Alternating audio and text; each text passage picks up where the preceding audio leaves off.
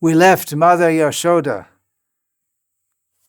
churning eagerly the yogurt to make butter for her beloved Krishna. The scene of her with jasmine flowers tied up in her hair with very classy ribbons and holding the string for churning. It's soft but strong also. And then the bangles around her arms jingling and the bracelets on her wrists, they're also singing like intoxicated bees around her, very expertly moving lotus-like hands. And the earrings, as she's going like this, the earrings are swinging along with her. It's hard work, but she's happy, pulling, feeling a little tired, but not tired because she's doing it for Krishna. Little beads of perspiration beautify her already so much beautiful forehead and cheeks. This is not the beauty of sensuality. This is the beauty of pure love of Krishna. The white jasmine flowers start to loosen in her hair.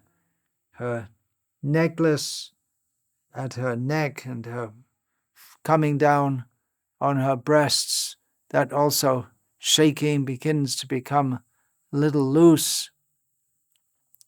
She's singing with love of Krishna. Her breasts are also going here and there. Those breasts are full of the milk of her love for Krishna.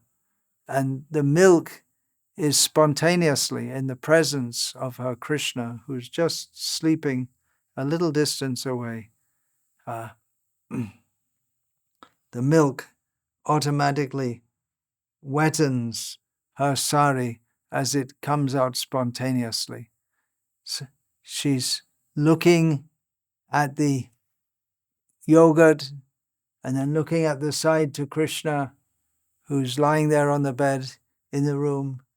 She's looking back and forth as she churns in her eagerness.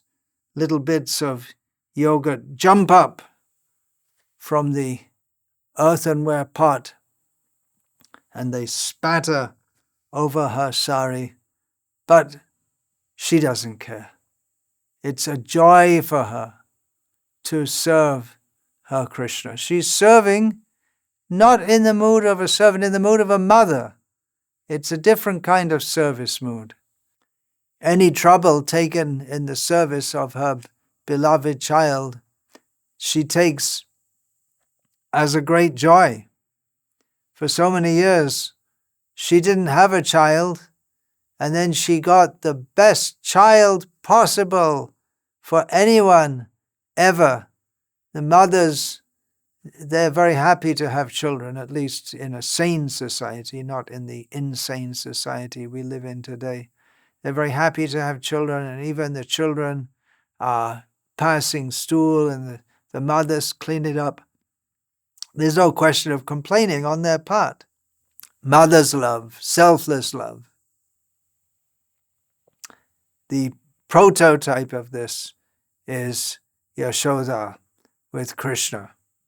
The Acharyas give the example that Yashoda is churning the yogurt for him, and he, just by being who he is, at the moment he's just a little boy lying down on a cot, but just by being who he is, he churns by his charm, by his pastimes. He churns and charms and excites the hearts and the intelligence and the consciousness of those who see him, hear him, interact with him, serve him, and love him. He's asleep. Is he asleep? Now he's pretending. He looks at her. He knows that she's exerting herself for him. He knows that it's her joy. He doesn't want to take away that pleasure from her, but he's thinking maybe she's overexerting herself. Just see, the flowers are falling down to the ground like stars falling from heaven, coming down and kissing the blessed earth, the Mother Earth, who is the very figure of motherly love, Mother Earth. She always supports and maintains all the living beings upon her. And Mother Yashoda is the transcendental figure of the highest motherly love. And she's going on serving Krishna, churning, not thinking. Actually, she's not meant for such work. This is the maidservant's work, but she so much wants to do it. And now she's getting overly strained. And Krishna, he likes to see his devotees take trouble for him. We have in Bhagavad Gita Arjuna wanting to leave the maelstrom. And Krishna saying, no, you fight. I'm going to be with you. You leave the battle, okay, you leave, but I'm here in the battle. You go and you go.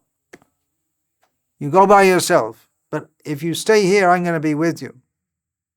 So Krishna is not against his devotees taking difficulty for him, but he especially likes to be with them when they are taking so many difficulties for him. It's an expression of love, and the devotees feel more love for Krishna when they take difficulty for him, just like the mother. She takes so much pain for the children, but that's love. And Krishna has the best mother, and Yashoda has the best son. So Krishna, he's thinking that he just waking up, crying a little bit, little sobbing, and then he jumps from his bed. He's only a little kid, he's only 2 years old.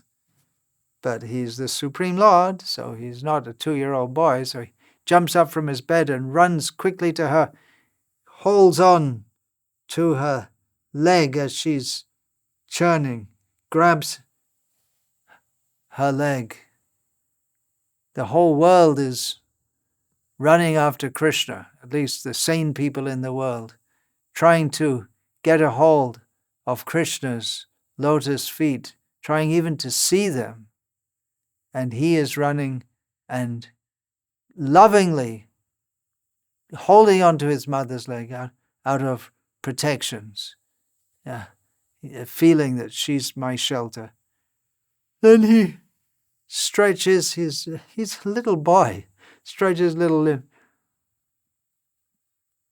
rubs his beautiful lotus eyes with the collyrium mascara, kajal, makes a mess of the kajal on his eyes. And she knows, oh, he loves this butter, doesn't he? She's been working so hard for him to make that butter with the feeling that only I can make it really good enough for him.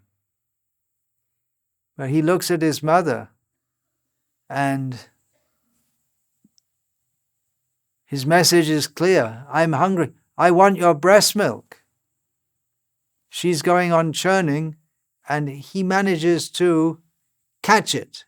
He's a little child, but he manages to catch the churning ropes and stop it. And normally a little child wouldn't be able to do that, but he's not a normal little child. And he tells her,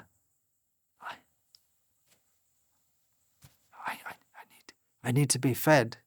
Give me milk. Let me drink from your breast. Otherwise, I'm going to smash all the pots in the storage room. I'm going to smash them all to pieces. He's threatening her. The thing is, he'll do it. So she's caught.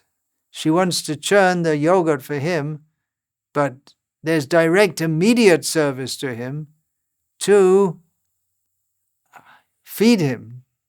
The yogurt is being churned to make the butter to feed him, but he immediately wants feeding, and it's his direct wish. You serve me like... We may have our ideas how to serve him, but if he gives us a direct order, same thing with the Guru, we may have the idea how to serve him, but if he gives a direct order, it becomes very clear. We should be so fortunate if we're trying to serve Krishna and he comes personally and says, serve me like this. But of course for Yashoda, there's no hesitation in her mind. She's going on, and all of a sudden, Krishna himself directly there. Of course, she's completely Krishna conscious, completely enchanted by him. And she lightly laughs as he stomps his foot, tiny little foot, on the ground. Of course, his stomping his tiny little foot on the ground could destroy the whole earth, but not this time. He's not in the destruction mode. He's in the pastime mode. As he does that, it's just like the dancers. You see the dancers, they stomp their feet, and the jingling bells, they jingle. So Krishna has that. Previously, until recently, all babies in India, they'd have little bells around their ankles. So when they're crawling around the house, you can easily find where they are. And it gives great pleasure to the mothers to hear them tinkling as they move around. So Krishna, he's stomping his tiny little, beautiful little lotus foot. And it's like the dancer stomping the foot in Indian dancing. Of course, in Western dancing, there's no such thing. Everything's very... In the ballet dancing, it's all very graceful. But in Indian dancing, you have all different modes and moods. So, in Mother Yashoda's vision, she's always thinking Krishna needs feeding. She's always thinking how to feed him. She thinks, oh, he looks so thin and worn out and starving. Not that Krishna's ever underfed, but she was always anxious to feed him more and more and more. So she's seeing, and she lets go of the churning rope, sits down, puts him on her lap, as she's done so many times. The greatest pleasure in her life is to take Krishna on her lap, and he will suckle her breast, which spontaneously flows forth with the most succulent milk. She goes to great pains to get the best milk from the Padmaganda cow, but sweeter than this milk for Krishna is his mother's breast milk.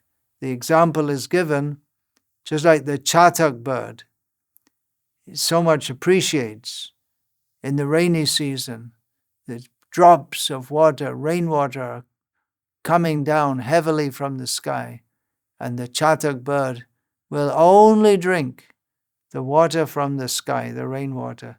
So they appreciate that so much. So Krishna appreciates so much drinking his mother's breast milk.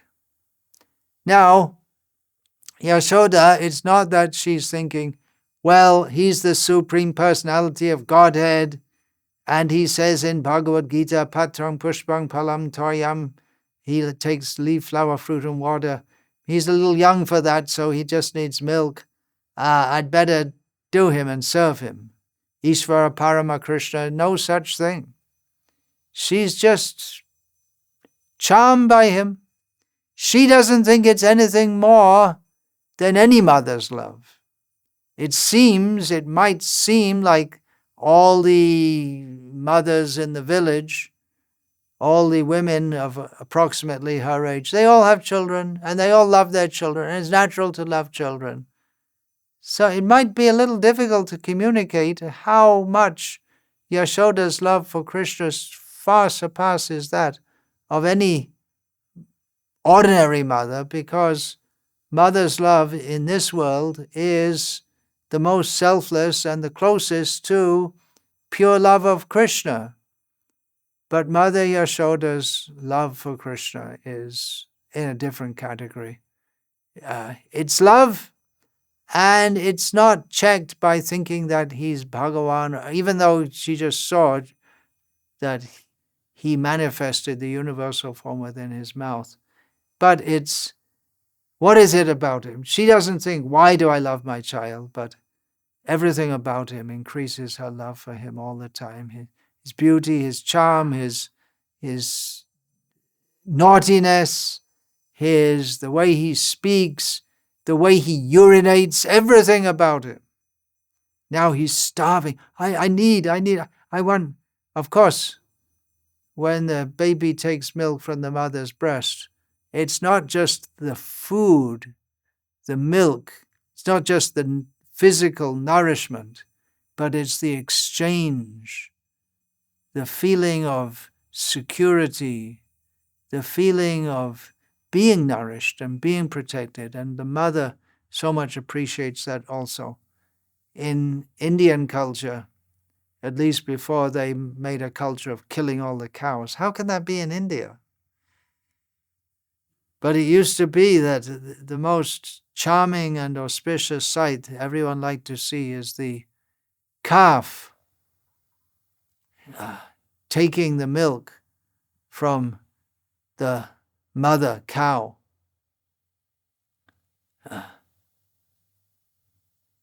So Mother Yashoda is feeding Krishna. She's completely charmed by Krishna. Those little hands with which he checked the churning rope, those hands which he holds within those hands, the club, the disc, the lotus, and the conch, and some other weapons also. Those little hands now, no weapons, no lotus, no such thing. They're holding on to her breast and squeezing it a little. Not that there's any need to do so. And he's charmed by her. She is charmed by him. Hugging him, putting him on her lap, gazing at his face with great love and affection. Because of her intense affection, milk was flowing from her breast. But she saw the milk on the oven was boiling over. What happened? Because there are so many things to do. There are no maids in the house. She'd send them all away. So the milk also has to be boiled. So she put them on a slow fire. Remember, cooking with wood here. It's not like gas, which you can regulate with a switch. But what she saw is that due to some gust of wind or whatever, this very slow fire, if you have very thick metal and then you put milk and you heat it very slowly, you don't have to stir it. But what happened with some gust of wind or whatever, the slow fire has come up to a big fire. And the milk is starting to boil over. And the milk's also meant for Krishna. So Mother Yashoda, what to do? I'm feeding Krishna. This is wonderful, lovely. This is what Krishna wants. But all of a sudden, she sees that the milk going to boil over. It's all going to be ruined. And what to do? She can't take Krishna with her close to the fire. There's nothing else to do but to put him down, even in the middle of his drinking the milk from his breast. She knows that he won't be very happy. But she said, just be patient for a moment. Just you watch over this pot of yogurt. I have to see to the milk. I'll be right back. She runs away. And Krishna's left. His mouth is open, drinking the milk, and his mouth is open with all white from the milk all around his lips and inside his mouth, wondering what's happened, starting to feel angry. A little later in Bhagavatam Canto 10, we'll find Lord Brahma saying to Krishna, "O Krishna, the residents of Vrindavan have given you everything, their bodies, their minds, their love, their homes. Everything is being utilized for your purpose." So Brahma can understand this. He tells this to Krishna. Mother Yashoda can understand this, that she's got to look after the milk on the stove. But Krishna can't understand it. No, I want my mother here now. Everything that all the residents of Vrindavan do is only for Krishna's pleasure. Then what about Krishna's own parents? Mother Yashoda and Nanda. Therefore, Mother Yashoda's concern for that milk was only a concern for Krishna's sake. But Krishna's getting angry. He's going to break the pot of yogurt. It's on Deepavali Day, by the way.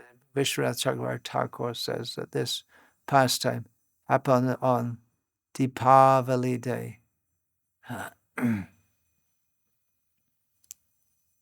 So she's left. How is it possible? How can she leave him?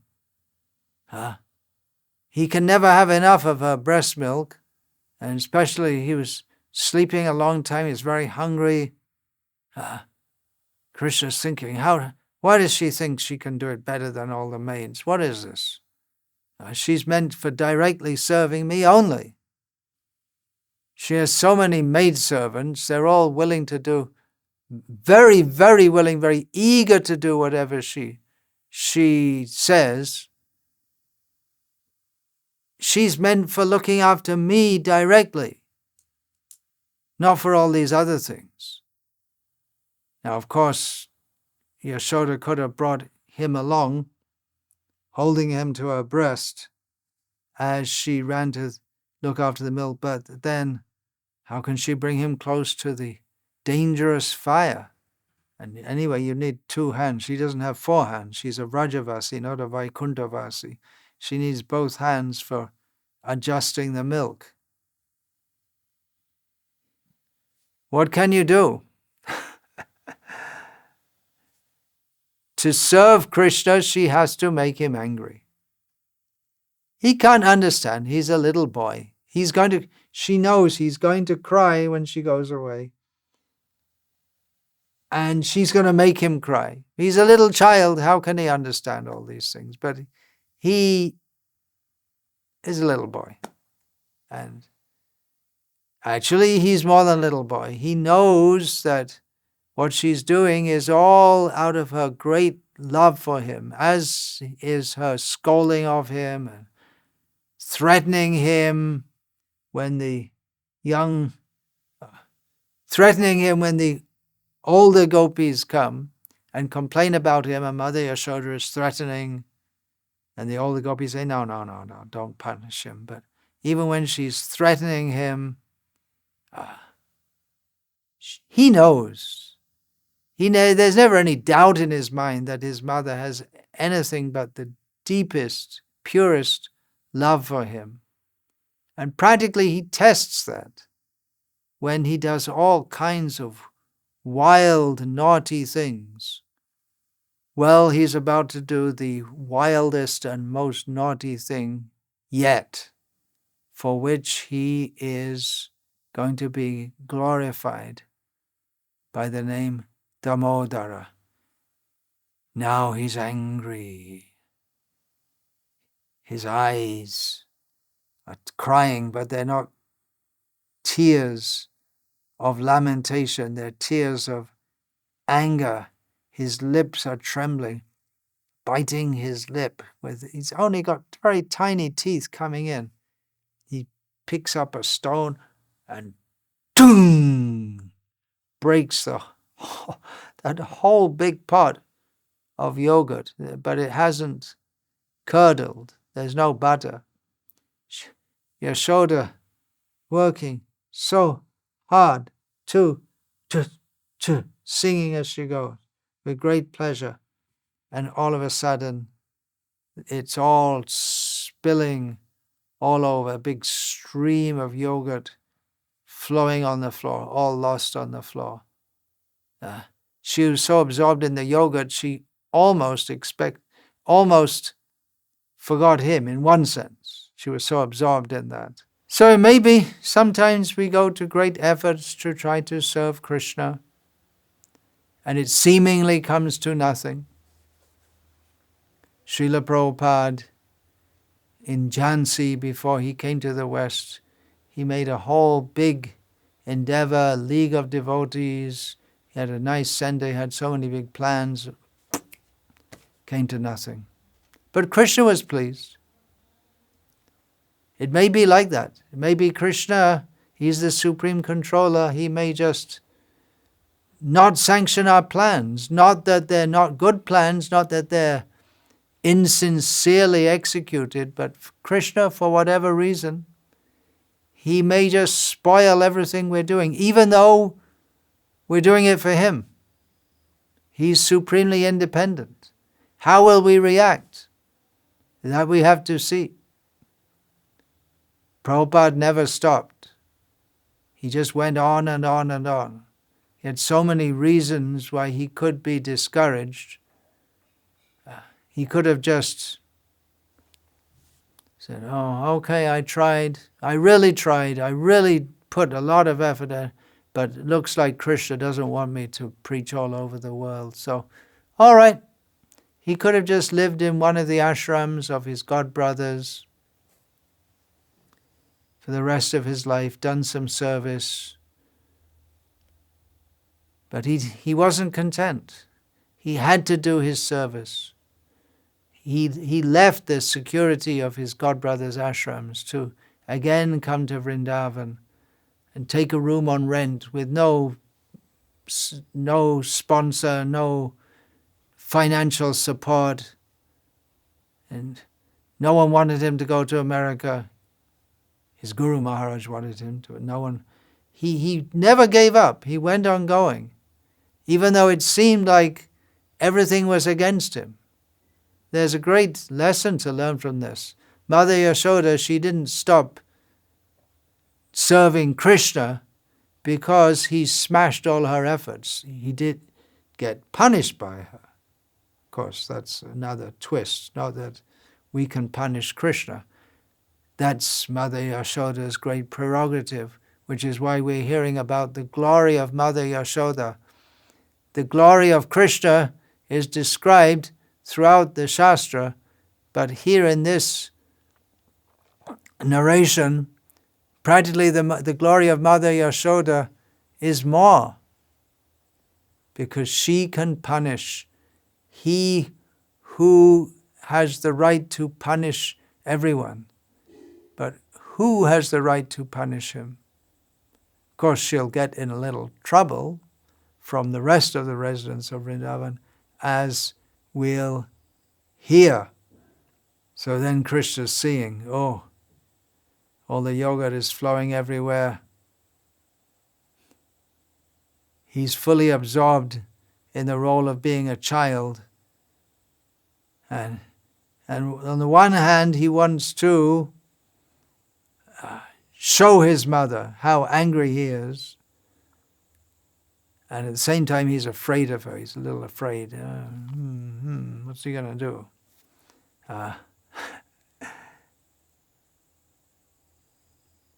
So,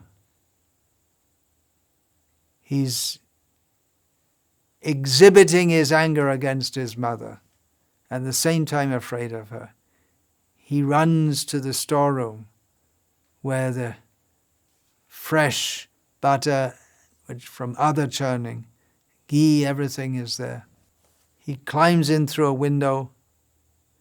He's a pretty expert thief, even at a small age. He's a natural. The butter was churned on some other day, but he knows that it's all for him. It's meant for him. But at the same time, he's not supposed to just go in and help himself. It's hidden away. But he knows where it is. There's this strange dynamic going on where he thinks he's a little boy, but still he has the abilities of the Supreme Lord, which are revealed to him by his yoga maya potency, as much as he needs to execute his pastimes. So he crawls into the room, takes the ghee and yogurt, which is stored for him, the result of so much hard work, not just the women churning, but the men taking out the cows and everything. So he's very happy to take this. And now he's eating that. His belly is full. His anger is calming down, but his fear is increasing. He knows his mother. She's going to be angry with me.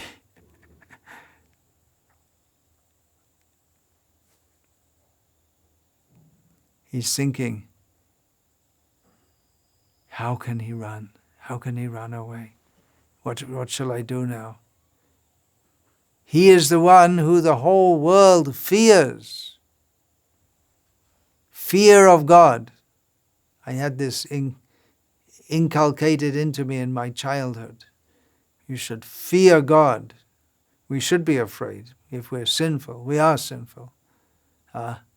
And he is now afraid of what is my mother going to do. Then he jumps out the window and runs away. However, his feet go in the yogurt, which is spilled all over the floor, so it's not that difficult to trace him, his little footsteps. Outside, he sees the mortar, grinding mortar for grinding grains. Big, heavy stone. He sees the monkeys playing around, swinging in the trees. He turns the mortar upside down and sits. And with a pot of ghee which he's taken with him, he feeds the monkeys. So he's afraid of his mother. At the same time, he's provoking her more and more and more. This is called lila, the pastimes of Krishna. Who are these monkeys? They are great saintly persons in the previous lives who, as a result of their devotion, their great austerities, asceticism, which they practiced for the sake of Krishna, having the opportunity to serve Krishna, they're now able to join Krishna's pastimes as monkeys and see the supreme absolute truth directly and be fed by him directly and make him happy by their ridiculous jumping around and being monkeys. This is Krishna in Vrindavan. He was not available to them as munis. Now he's completely available to them. They've desired to attain him. Now they've attained him in this form. He's giving them prasad. He ate the butter and the ghee, and now he's giving them prasad directly from his hand. He's so happy playing with his jolly monkey friends that he almost forgets that his mother's going to be looking for him. She's probably coming up behind him. She'll catch him quite soon. Hare Krishna. Vancha kalpatarubhyascha kripa sindhubhya patitanam pavanebhyo vaishnava.